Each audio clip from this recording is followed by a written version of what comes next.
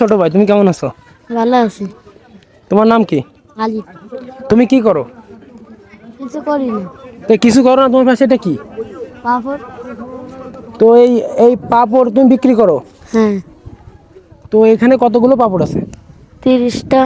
30টা না, এই যে 13টা। 13টা। তুমি প্রতিদিন কতগুলো বিক্রি করো? আজকে আইছি। আজকে আইছো? হ্যাঁ। তোমাকে বাড়ি কোয়ানি? বাড়ি এই জায়গায়। এই জায়গায়? এই মাজারের নাম কি? তত জানি না, আমরা যা ভাড়া থাকি। ও, তোমরা ভাড়া থাকো? হ্যাঁ। তা তুমি যে ক্যামেরা দিকে তাকায় কথা কও। তোমার বাড়ি কোন জেলায়? সাতকুমার না, সাফেরডাঙ্গা।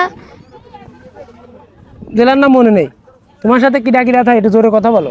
আব্বু থাকে। ওই তো ক্যামেরা দিয়ে তাকে কথা কও। খালি আব্বু থাকে। ও, তোমার মা নাই? না, মা চলে গেছে। ও, মা চলে গেছে অন্য কারোর সাথে? না, এমনি চলে গেছে। ও, এমনি চলে গেছে, হয়তো বা কোনো সমস্যা আছে, পারিবারিক সমস্যা, যাও আমরা দিকে না যাই। তো আচ্ছা, তুমি প্রতিদিনই কি এই মাজারে আইসেই পাপড় বিক্রি করো?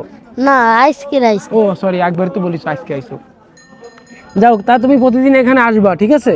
কারণ এখানে আমাদের দূর দূরান্ত থেকে দেখো না, স্কুল কলেজের শিক্ষা সফরে আসে, এদিক সেদিক দিয়ে আমরা বাগেরহাটবাসীও আসি, ঠিক আছে? তোমার কি বিক্রি হচ্ছে ভালো? না, এই কেবল আইসা বইছি। ও, তোমার এই এক প্যাকেটের দাম কয় টাকা? 20 টাকা। এবং কয়টা আছে এখানে? হ্যাঁ, প্যাকেটে হুম, 4টে। 4টে আছে, মানে এক পিস পাপড়ের দাম 5 টাকা, কিন্তু সে এক পিস বিক্রি করে না, সে একসাথে 4 পিসের প্যাকেট বিক্রি করে। তোমাকে অনেক ধন্যবাদ, তোমার ব্যবসা অনেক উন্নতি করো। ওকে।